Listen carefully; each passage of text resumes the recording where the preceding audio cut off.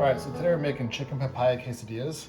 When you get the papaya, what you're looking for is that yellowish color with a little bit of green. It should be a little soft, not too soft, but a little soft. When you cut into it, it's gonna look like this. And you're gonna take out the seeds by scraping with a spoon until it looks like this.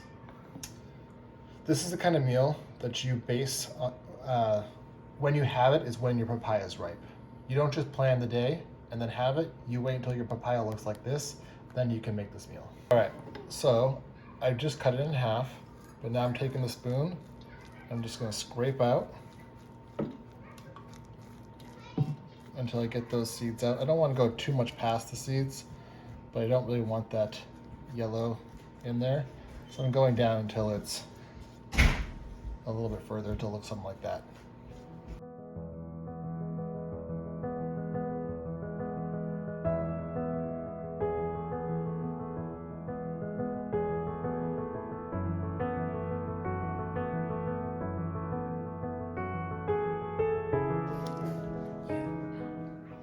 So I made my own grilled chicken. When you do that, you want to cut into the thickest piece of chicken just to make sure it's cooked through.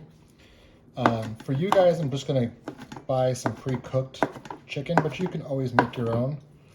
Usually we make a lot at a time and then cut it up and put it in the freezer so that we have grilled chicken ready to go for a recipe like this. I like to use chicken thighs because chicken thighs just have a little more flavor and they don't dry out as much as a chicken breast would.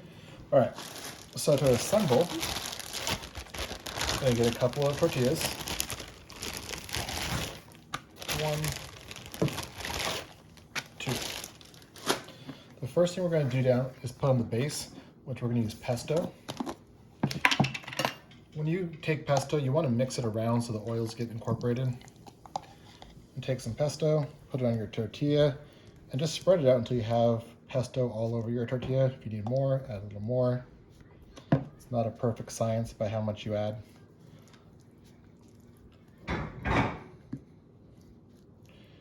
So then, you get your pesto on there.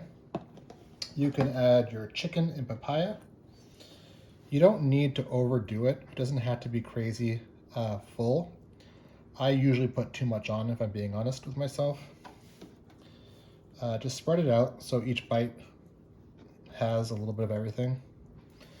So we got our grilled chicken on there. Now papaya is not my favorite fruit, but it really does work for this recipe. So if you try it and you say to yourself, this is not for me, do try it with the papaya in the quesadilla first because it is a different flavor. So then you're gonna add some cheese. You can use mozzarella. Apparently they have a thing called quesadilla, so quesadilla cheese. For this one I'm using mozzarella. You can feel free to use whatever type of cheese you prefer.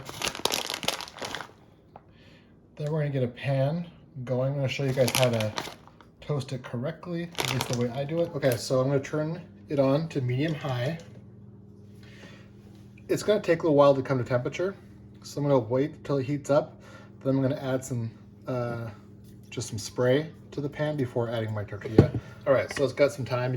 I can put my hand over it and I can feel the heat. So I'm gonna give it a little spray so that it doesn't stick.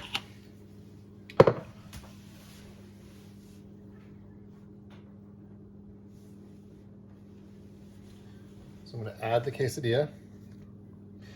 And I'm gonna give it a decent amount of time until I can start seeing the cheese melt. And I'll actually use a spatula or a flipper. Eventually I'll start peeking in to see if the bottom's cooked. It's gonna be a while though. All right, so it's probably been about 3 minutes. Time doesn't matter. What matters is when you peek under, you wanna see that color. So the question is, how do you flip this? Here's the easiest way to do it. Take a plate, set it at the top, take your hand and hold it there, let it come down, put the pan back. Now it's on your plate and you can just slide it easily onto the pan. When you're doing a quesadilla, especially your first one that you put in, this is my first one, the first side takes longer to cook than the second side because your pan's coming up more to temperature. So it's only been about 30 seconds and the other side's looking pretty good. So we're gonna take it off. So now we got it out. We're gonna cut it using whatever knife you want, or you can actually use a pizza roller. These are pretty small quesadillas, so we don't have to worry too much. It's not.